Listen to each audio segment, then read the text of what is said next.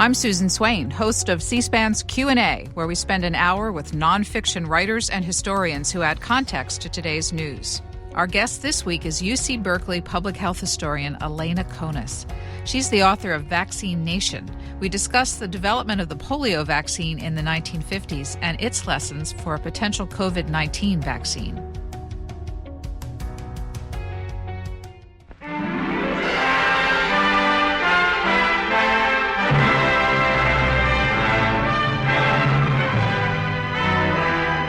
An historic victory over a dread disease is dramatically unfolded at the University of Michigan. Here, scientists usher in a new medical age with the monumental reports that prove the Salk vaccine against crippling polio to be a sensational success.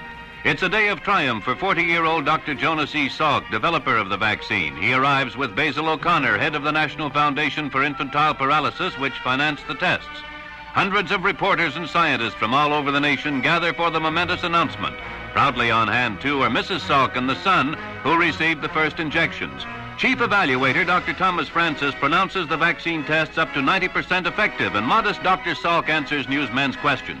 This gigantic experiment is symbolic of the equally great foundations, both scientific and philanthropic, without which it could not have been conceived or executed. And the entire world heralded the discovery which assured an end to one of mankind's most dread diseases. That's an April 1955 very triumphant announcement of a successful polio vaccine. Dr. Elena Conis, UC Berkeley public health and medical historian, you suggest that there are some cautionary notes when you look at the history of the polio vaccine that are relevant to today. What's the big picture? What are the largest concerns? Sure. It's a really good question. I think that the history of polio has a lot of lessons. The history of a number of pandemic diseases have a lot of lessons for us to keep in mind today. But increasingly over the last few months, I've heard people refer to the development of the polio vaccine as an indication of our ability to come up with effective vaccines against current epidemic diseases.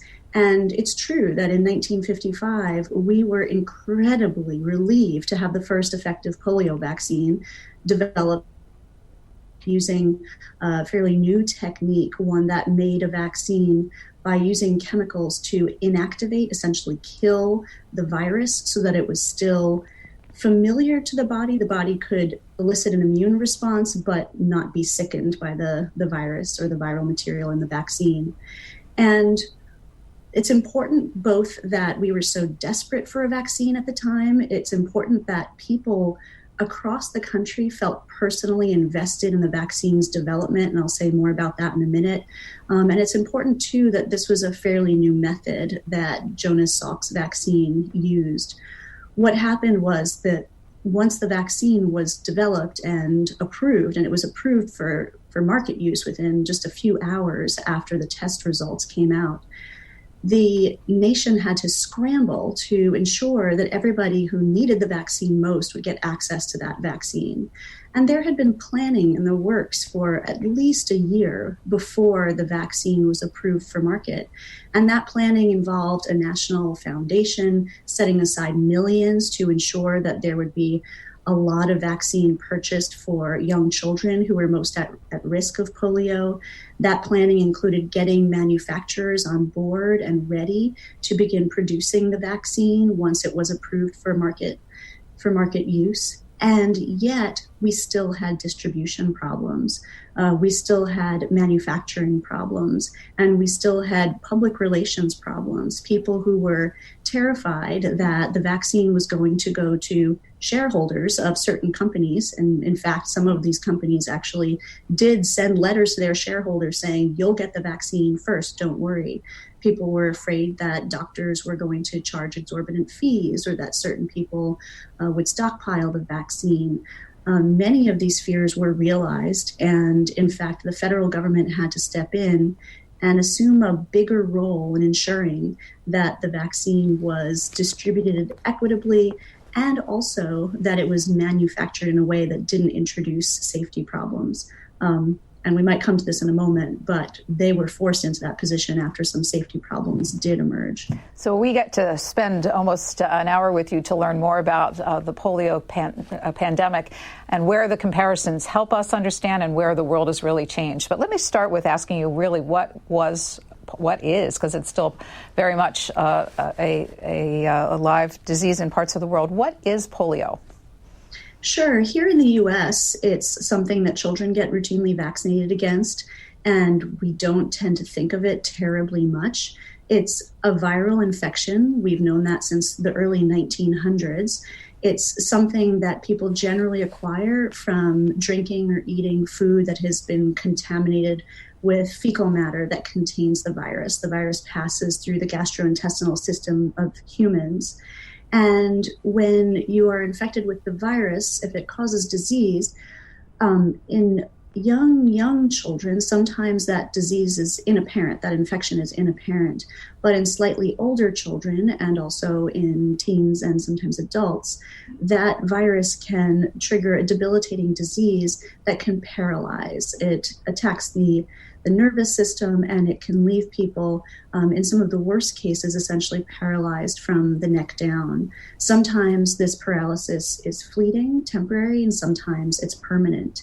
And in the early part of the 20th century, what we had was a number of small outbreaks of polio in the early 1900s, 1910s, 1920s, 1930s, and then it ramped up and we had more and more outbreaks of the disease. And these were terrifying outbreaks for people. Nobody wants to see a young child struck with paralysis. It was one of the most frightening things that people could imagine. In fact, one of the quotes I found in reading about it was, by the middle of the 20th century, polio was described as, quote, one of the most frightening public health problems in the world. Was it the paralysis that was so frightening for people? It was the paralysis. It was the unpredictability of it. A town could go several years without a case of polio and then all of a sudden have an outbreak that left huge numbers of children and adults affected.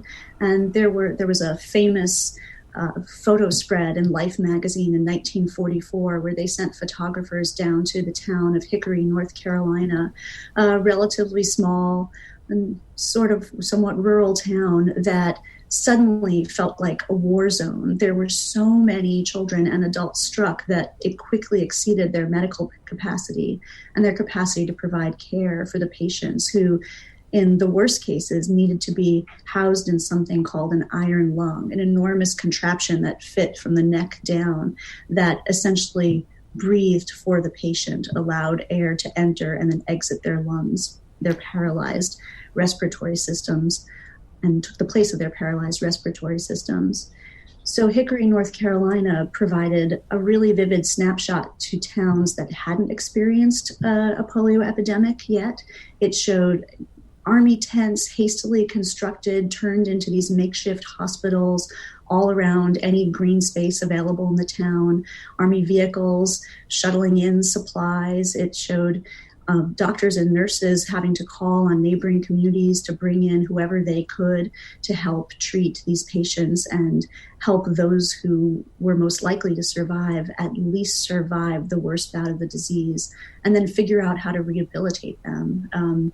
As I mentioned, in some cases, the paralysis was fleeting. In some cases, however, certain limbs would remain paralyzed for decades, if not for life. Well, the scenes of the tents and the assistance from the military and the like will be very familiar to people who have been watching the last 3 months unfold. Absolutely. It's exactly like that. And people saw, a quiet, otherwise humdrum community suddenly torn to shreds. And people in those communities were afraid to leave their homes, and in fact, in some cases, didn't need town or citywide shelter-in-place ordinances, because once the epidemic became clear, people stayed at home. They kept their kids close. Health departments would put up flyers and put out notices saying, stay inside, avoid gatherings, avoid quote-unquote new people or people you don't know. And these places just entirely shut down. And at the same time, if they had a large number of patients, all that remained visible was something that really looked like a war zone. We have a headline from a San Antonio newspaper that will also look familiar to people today. All San Antonio schools close as 2 more polio suspect cases reported. So people were actively social distancing while the real cause of polio was unknown at that point? Yeah, throughout the early decades of the 20th century, there was a lot of uncertainty. People knew that there was a virus involved with polio's transmission and manifestation, but what people didn't know was how that virus was transmitted from one person to another. And there were a number of theories. People thought that it was transmitted through contaminated food. People thought that it might have been transmitted by flies that were picking up the virus and taking it from one place to another. A lot of blame, especially in the middle decades of the first half of the 20th century, fell on immigrant communities, and people felt that immigrants were bringing the disease into the U.S. And this led to a variety of efforts to control the disease. Social distancing, yes, although people didn't call it that at the time. And in some communities, they responded with a kind of across-the-board social distancing or stay in place, shelter in place. In other cases, they really focused on children because it was children, again, of that early school age, 5 to 9, who were thought to be most vulnerable and to suffer the worst effects of the disease. So some communities banned gatherings, fairs, closed festivals and camps and schools and things like that, just to keep children at the very least at home and away from clusters of other people. While this was happening globally in the United States, the most famous case had to be Franklin Delano Roosevelt, who contracted the disease in 1921. He was 39, which seems outside the parameters of what you described. How did this person who then went into public life and ultimately to the White House, how did his contraction of polio impact the public understanding or amount of attention they paid to polio? Yeah, Roosevelt's polio is really interesting. In recent decades, a number of people have looked back and questioned whether he actually did have polio. But in effect, for understanding history, it doesn't really matter if he did or not, because at the time, that was his understanding and it was the nation's understanding.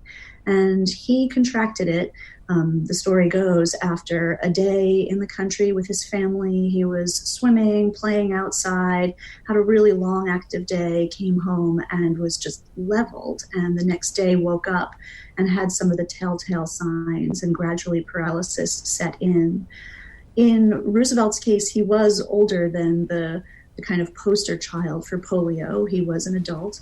He did recover. He didn't die, completely succumb to polio, but he did have lasting paralysis, which he took great pains to hide as he pursued his political career. And he had agreements with the press corps wherever he went that they would only photograph him in ways that his wheelchair and his leg braces would not be seen. The story of his polio was one of triumph. A man who was struck down in the prime of his life overcame the disease and then went on to an absolutely unprecedented in many ways political career. So Roosevelt's polio became a story of inspiration for many other polio patients. And the other thing that Roosevelt did was he started a small foundation, and he started it and then handed it over to his law partner, Basil O'Connor.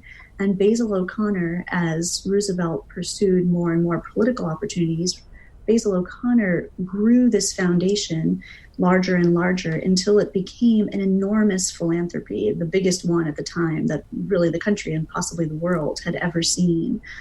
Initially, it was called the National Foundation for Infantile Paralysis, and that's because polio was known as infantile paralysis. Later, they called it the March of Dimes, which might be a more familiar name to some viewers.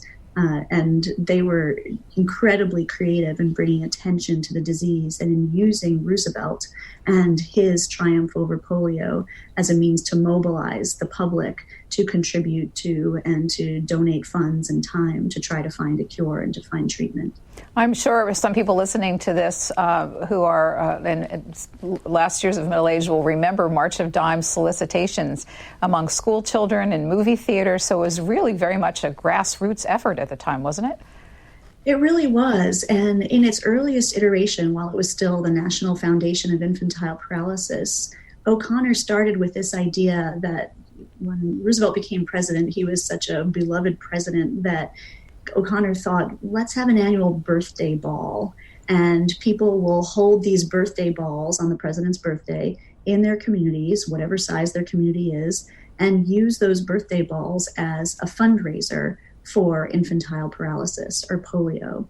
And these birthday balls really took off. People signed up in communities all across the country, held their own birthday parties for Roosevelt, has served food, danced, brought people together, and raised money and donated it to this national philanthropy.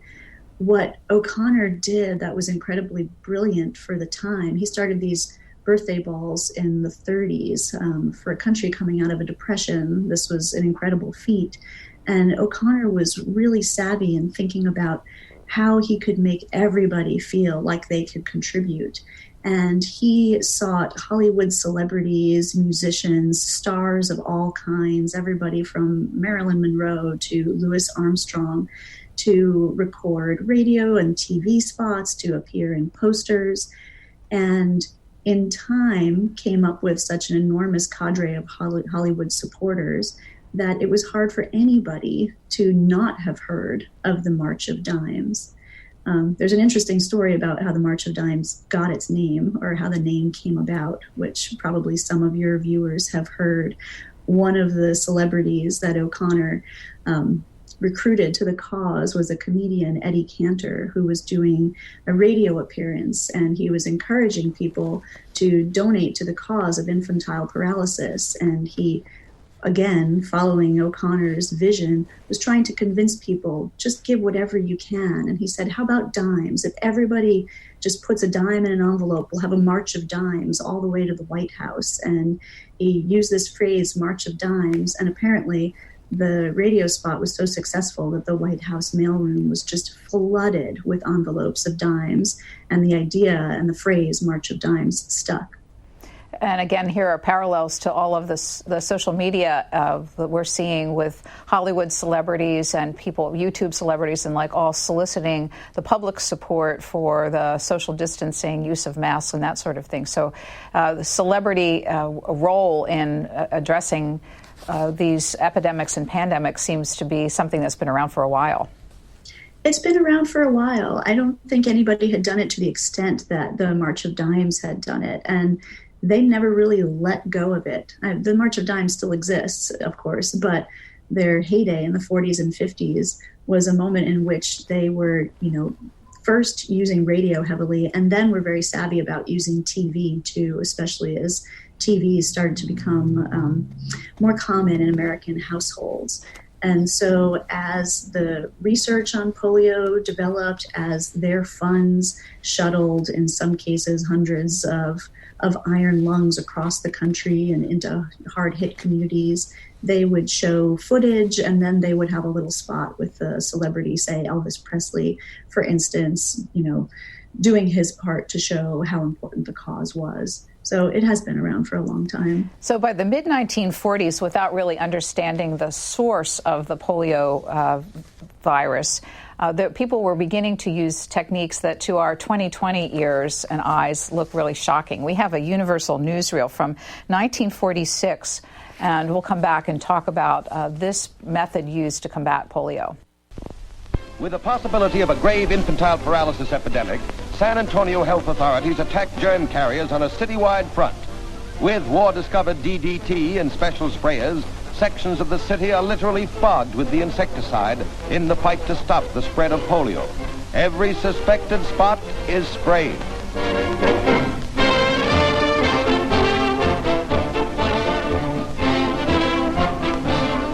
The drastic cleanup is ordered as polio and allied diseases show alarming increase. Even streams come in for disinfecting, and in the parks precautions are taken to prevent gatherings of youngsters. Literally tons of DDT are used on this dread disease that attacks our young. Again, war, destructive and terrible, contributes one of its discoveries to save life. War contributes one of its discoveries to save life. You've done a lot of work on DDT. How extensive was its use in the country? And now we know that it has a lot of dangers for the human body. So how soon were the side effects of its use apparent?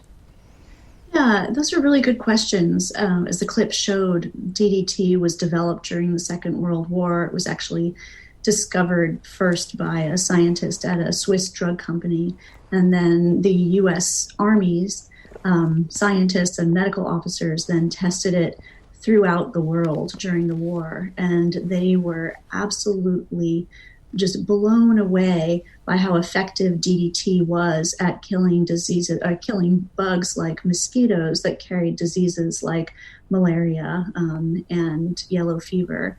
And so there was this incredible enthusiasm for DDT during the war, because these were diseases that in tropical and semi-tropical settings had proved absolutely debilitating to troops in previous wars. And now we had a way of killing the bugs that spread them, and doing so in a way that actually didn't seem to cause any harm. If you think about it at the time, some of the common pesticides and the common chemicals that we used to kill mosquitoes and other pests before the Second World War were chemicals that included arsenic and lead. And people would purchase produce at the market and it would have residue on it, and they would take it home and hopefully wash it well enough to remove that residue, because if you didn't, and this happened in a number of cases, you could end up with lead poisoning or arsenic poisoning. So DDT was an incredible discovery for the time. You could spray not only fields full of mosquitoes, but you could spray orchards and then send those crops to market. And what happened was, after the war, there were so many manufacturers that had been producing DDT during the war that were really eager to sell it to the American consumer after the war. There was also this widespread knowledge. Everybody had watched the newsreels of planes spraying DDT over islands in the Pacific and protecting U.S. and Allied troops from malaria. So people were familiar with the idea that DDT killed problematic insects. After the war, we were left still with polio epidemics here in the U.S., and people were struggling with these competing theories of how it spread and struggling to find ways to prevent its spread. And I mentioned a little earlier that one of the theories about polio was that it was possibly spread by flies. So very, very quickly, people put two and two together and thought, why don't we go ahead and kill all the flies with DDT? Now that DDT is available for Americans to buy, let's just spray as widely as we can and try to keep polio at bay. And in fact, the National Foundation for Infantile Paralysis, still not yet called the March of Dimes, had an agreement with the Army that as soon as the Army no longer needed the DDT that it was consuming, they would free up surplus supplies and free up some of these vehicles that had been equipped to emit DDT fogs. And the National Foundation would coordinate with a town that had a couple of cases of polio and seemed like it might be on the brink of an epidemic. And it would send in these Army tanks, and it would send in Army bombers that were equipped with big spray tanks strapped to their underbellies. And they would coat the town with DDT and try to see if that kept a polio epidemic at bay. What was probably most fascinating about this is that the initial results were hard to interpret. They sprayed one town, which they actually divided in half, and it seemed like there was less polio on one side of the town than there was on the unsprayed side of the town. Then they sprayed an entire town that had just the first hints of a polio epidemic, and the epidemic never materialized. And a lot of people were really eager to believe that we had a cure, that we had a way of preventing polio.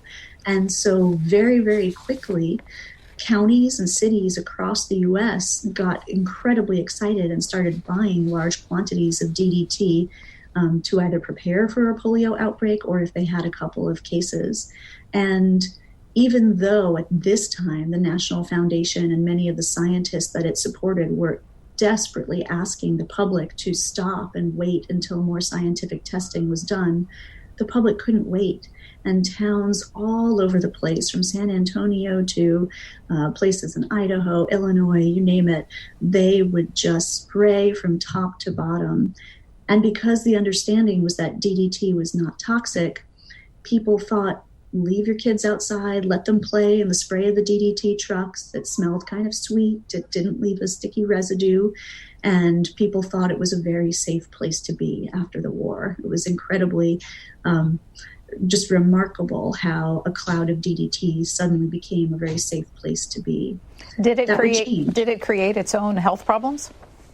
It did in time. And in fact, while DDT was being tested during the war, a number of the scientists who were testing it here in the U.S., in Georgia and Florida in particular, and also Washington State, were pointing out that if they used too much DDT or too high a concentration of DDT in the environment in particular, they were noticing die-offs of not just problematic insects, but beneficial insects like bees, which we need to pollinate. They were noticing sometimes that fish and frogs were dying too. And what they said was, we really need to watch out because this is a poison, it is a toxic chemical, and we don't know what the full effects might be. Some scientists also testing it before it was widely used showed that when dogs, for instance, or goats were fed food that had DDT in it or residue on it, they accumulated that DDT in the fat of their bodies, and in the female animals, it accumulated in their breast milk.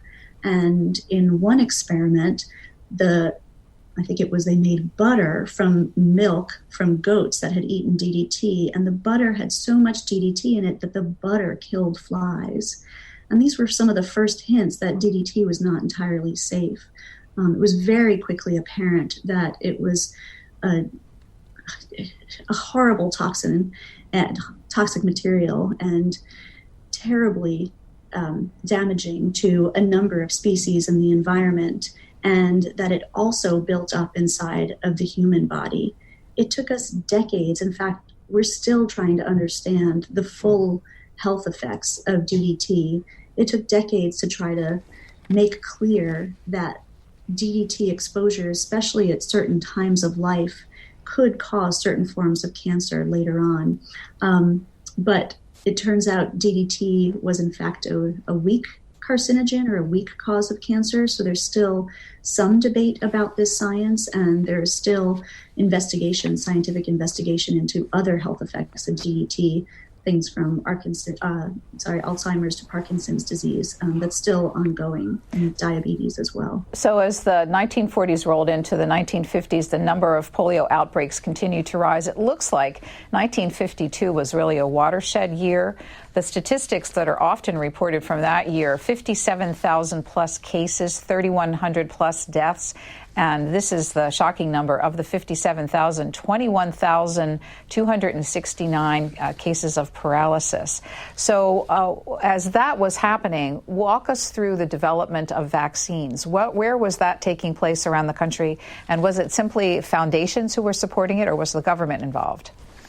Sure, that's a really good question. So 1952 was a horrible year. And as you pointed out, those numbers, they gripped the nation with fear, and they're far lower than the coronavirus numbers that we're seeing today.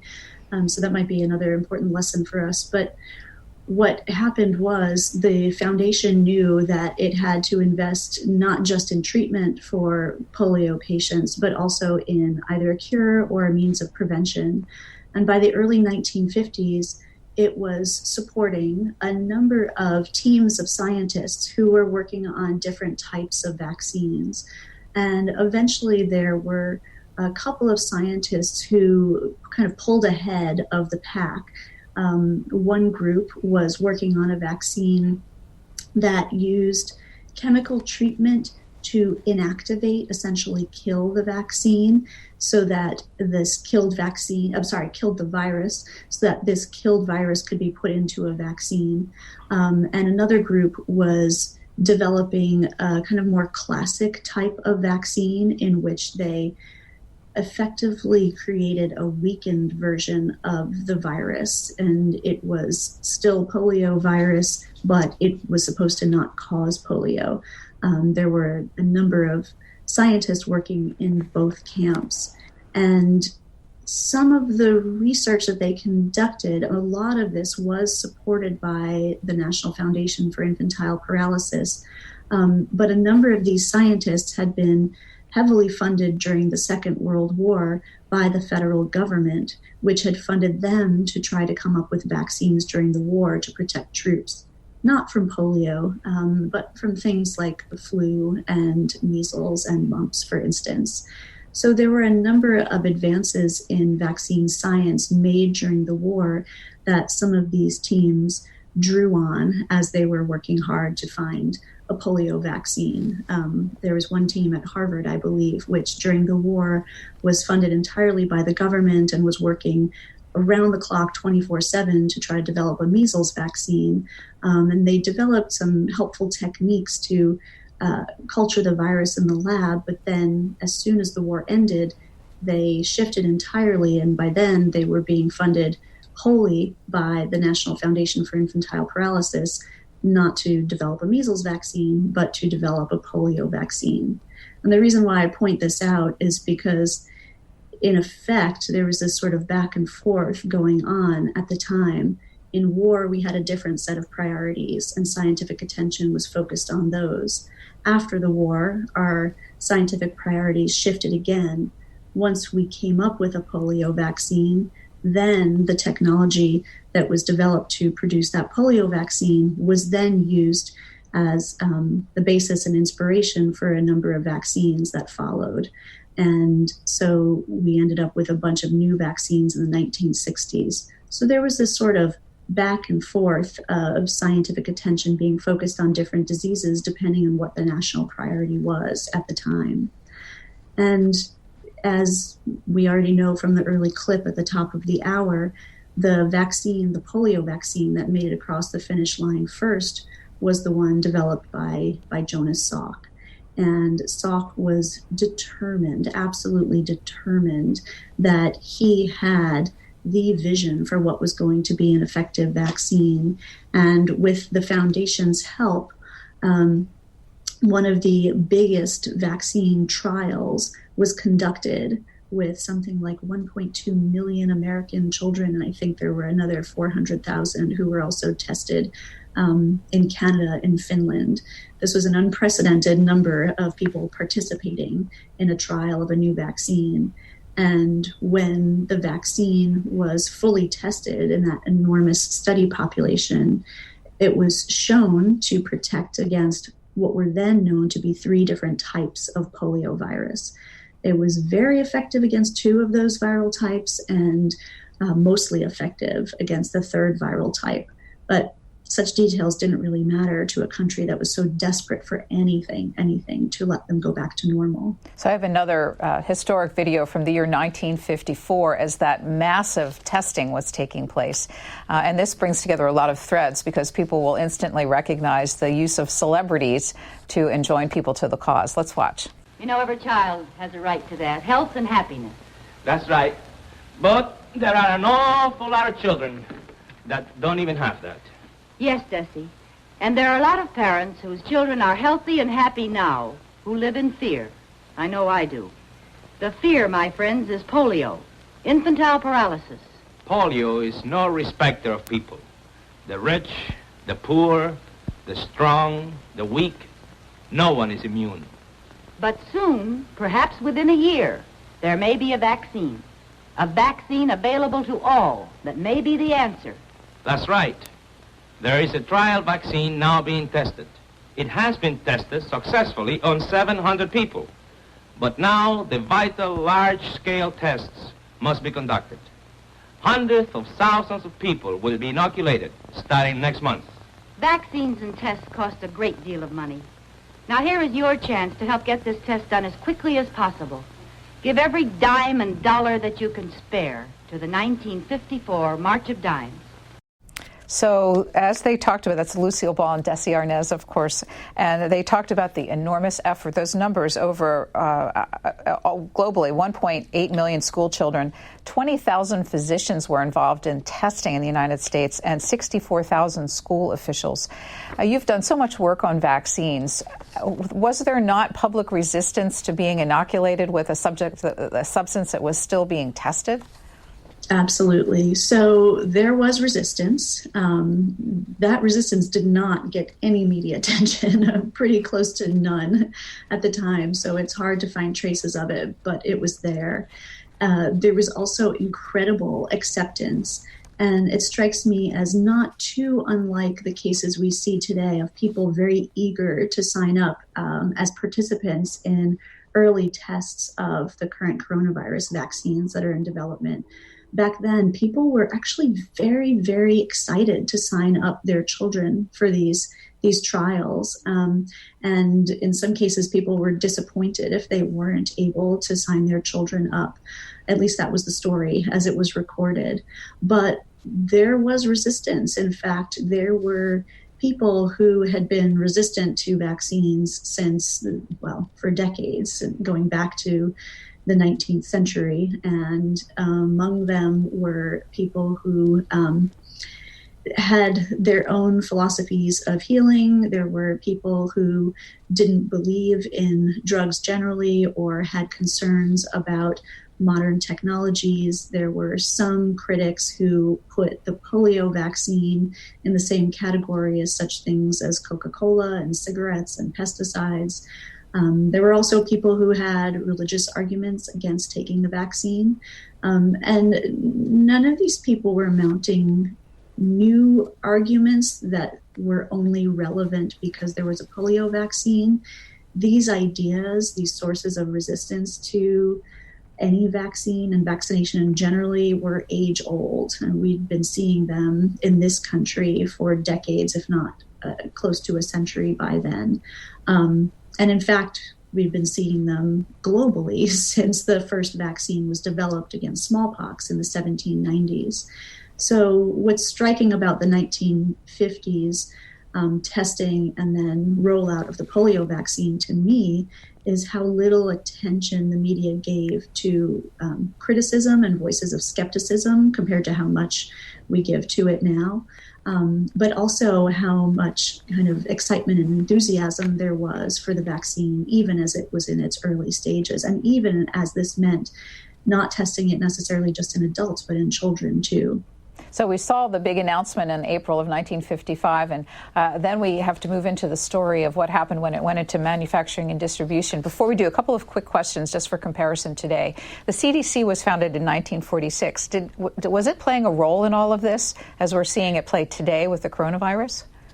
A very, very different role, a very, very, compared to today, passive role. The CDC really stepped up its involvement after the vaccine was developed, and in fact stepped up its involvement even more after the first batch of bad vaccine was identified. I'll go ahead and tell the story briefly. The need to develop as much vaccine as possible meant that a number of drug manufacturers were recruited to help produce the Salk polio vaccine as soon as it was licensed for use.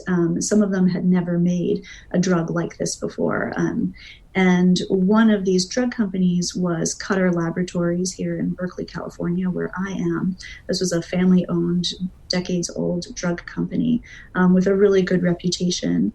And its workers were, they believed, following the protocol as it had been given to them. But this was just weeks into the national vaccination effort. A number of cases of polio were occurring in people who were vaccinated. And in a handful, close to a dozen of those cases were deadly. And this was ultimately traced back to Cutter Labs vaccine and the fact that in their facility, they had not properly inactivated or killed all of the virus that was included. So some live polio virus was making its way into this particular batch of vaccine. So this was so absolutely terrifying that the Surgeon General asked for a complete halt until they could figure out what was going on, and then gradually brought the manufacturers back online one at a time, ensuring that they were up to date with all of their safety protocols. In the meantime, epidemiologists from the CDC were invited to help figure out and trace the cause of these cases of polio. They were the ones who helped trace it back to Qatar labs, and they were also invited to help come up with a protocol for moving forward. The CDC, as you mentioned, had been created during the Second World War. Its initial name was actually, it had malaria in the title. Malaria Control in War Areas, MCWA, was the name of the agency. And after the war, with the war over and malaria effectively gone from the U.S., the CDC's epidemiologists and scientists were really looking for the next way that they could provide value to the U.S. Polio outbreaks were one way, although absent any treatment or cure, CDC epidemiologists were hard-pressed to help. And once the vaccine was available, they suddenly had a new role to play. And after this incident, which was called the Qatar incident for Qatar labs, the CDC's scientists became more and more visible as a voice of authority and expertise on polio vaccination and then subsequently vaccination generally. We have a video from 1991 of Jonas Salk. He became, of course, a global celebrity, as I understand it, much to his chagrin. And here he is talking in 1991 about the development and some of those manufacturing problems, just so people can see and what he looked and sounded like. And within a matter of about 10 days or 2 weeks, after it went into production, it was into use, there was a report of cases of polio caused by the vaccine.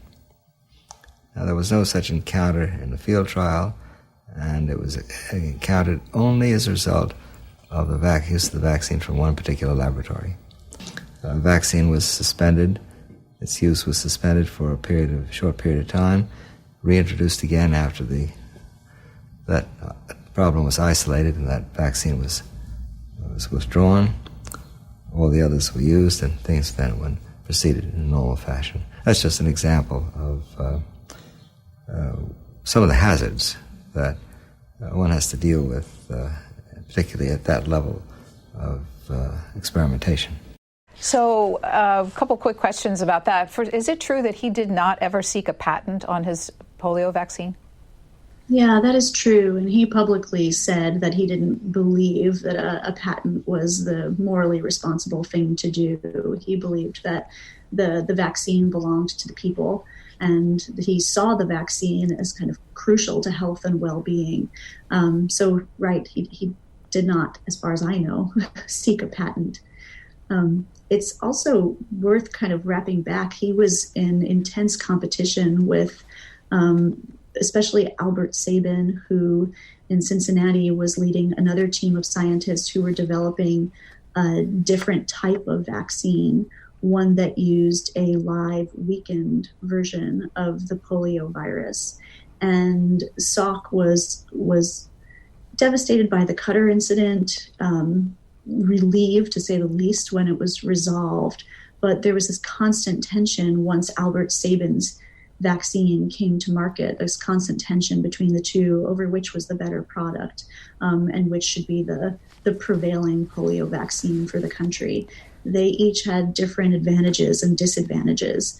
And in fact, to this day, we still use both of them globally, although in the global polio eradication, which is seeking to eliminate polio in the last few remaining countries where it's present, we tend to use Sabin's vaccine, which is administered orally and requires far less boosters. In other words, no shot and far fewer doses. The last recorded case of polio in the United States after that 1955 introduction was 1979. What took so long for it to be eradicated in the United States? That's an interesting question. A historian would phrase it very differently and would say, wow, that was fast. If you think about it, the first smallpox vaccine was developed in the late 1790s. And I think the last smallpox case in the US, I think, was 1948. So for polio, that timeline seems quite compressed relative to smallpox. What happened with polio, to give you kind of a big picture view of what transpired after the first vaccine was approved, there was so much involvement and so much activity in the first few years after Salk's vaccine was approved that vaccination rates and coverage they skyrocketed. Millions and millions of people got vaccinated in those first couple of years, and polio cases plummeted between 1955 and 1957. Then what happened after 1957 was you started to see this kind of gradual departure between those who had the means. They could afford the time and the money to take their kids to the doctor on an annual basis, for instance. They, stayed up to date on the news and followed expert advice. These people continued to get their kids vaccinated, while other people, either who didn't have the means or weren't aware of the need, were getting their kids vaccinated at a far lower rate. And so in 1958 and 1959, you start to see polio cases creeping back up just a little bit, but starting to creep back up. And then we start seeing outbreaks, and these are predominantly happening in poor communities, in urban areas where poor communities are living in crowded conditions and are out of reach of access to healthcare and don't have routine visits to doctors, for instance. And in those areas, CDC epidemiologists and others start to realize that people just aren't getting vaccinated at the same rate. So we had this sort of push and pull throughout the late 50s into the 60s. And by the 70s, polio vaccination was really widespread among children. And by that time, we had enough immune adults that it became most important to focus on children. And we were capturing them at that point largely through laws that required vaccination for school. In the 1970s, however, it gradually became clear that the remaining cases of polio in the country were those caused by the live virus vaccine, which sometimes led to community transmission of polio virus as the virus was shed, say, for example, in the fecal matter of children. So we then started to move away from that vaccine and switch back to the Salk vaccine, and effectively finally got to a place where we had no more polio in this country. So we have about 10 minutes left, and I want to spend that last 10 minutes talking about the lessons for today. Let's begin with President Trump just a few days ago talking about the development of vaccines. Tremendous progress is being made on vaccines. In fact, we have ready to go in terms of transportation and logistics. We have over 2 million ready to go if it checks out for safety. So you co-authored a piece in the New York Times, which gave us the idea for talking to you further about this, about the cautionary notes. So what are the kinds of challenges that the American public should be aware of about the development, safe development, and distribution of a coronavirus vaccine? Sure. Well, one of the first of them is the fact that any vaccine that's tested is tested in a large group of people, but not nearly as large a group of people as it will ultimately be used in. So in this country, we try to monitor as best we can vaccines as they're used so that we can keep tabs on any unwanted side effects that only show up, say, when 1 million or 2 million people have received the vaccine. So that's one thing that I think we need to keep in mind. I think the other one is we have, I think it's well over 100 different vaccines in development right now, all using different approaches to vaccine development. And This means that there may be a top vaccine candidate that uses a technology that we haven't used or haven't used extensively before. And we may be calling, as we did in the days of polio, on manufacturers who haven't actually manufactured a product like this before. So we don't, in such a case, we again won't know if there have been manufacturing problems until the vaccines are widely used. I don't mean to sound exceptionally cynical or skeptical here. We have spent, in fact, using polio as our starting point, decades refining and adding on to the safety and regulatory procedures in place for ensuring that drugs that get to market are not just safe, but also effective at the same time, and that effectiveness does not compromise safety, and vice versa. And what we've heard in the last couple of months is some of our leaders telling us that a number of regulatory protocols are now being set aside, and that they're being set aside in the interest of bringing effective drugs to market quickly. I hope this doesn't have negative consequences. One can never say. I just know that we spent decades putting these regulatory processes in place for a reason. And I hope that, one, we put them back in place when and if we can put this pandemic behind us. And two, that the ways in which we're trying to make vaccine development more efficient now don't come at any steep costs. We will already be dealing with steep costs because we will face distribution problems. We will face problems of equity. Even if we have enough vaccine for everybody, there will be those who have the privilege to say, I'm not comfortable getting it until 5 million people have been vaccinated. And then there will be those who say, I have to get vaccinated because I have to go to work and I have to make sure that I am safe and that I can provide for my family.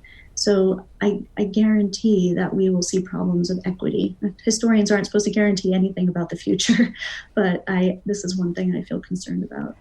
What didn't exist in the 1950s is genomic science. So how does the cracking of the gene help with the development of vaccines today? Well, in a couple of ways. And I'm not a scientist, so I'll just say a few brief things. But from my understanding of it is once you can see the genetics of a virus like this, scientists can design a vaccine very quickly. That means they can essentially, like an architect, come up with the blueprint for it. That doesn't necessarily mean that it'll be quick to build it or to test it, but you can design it very quickly, and you can design it in a very refined, specific way. It also means that you can produce vaccines that look potentially very different from the polio vaccines that we've been talking about. They don't contain a whole virus in either killed or weakened form. They just contain genetic material from the virus, or that resembles the virus's genetic material. And that's familiar enough that the immune system in the human body recognizes it and mounts an immune response. So yeah, I'll highlight those two differences.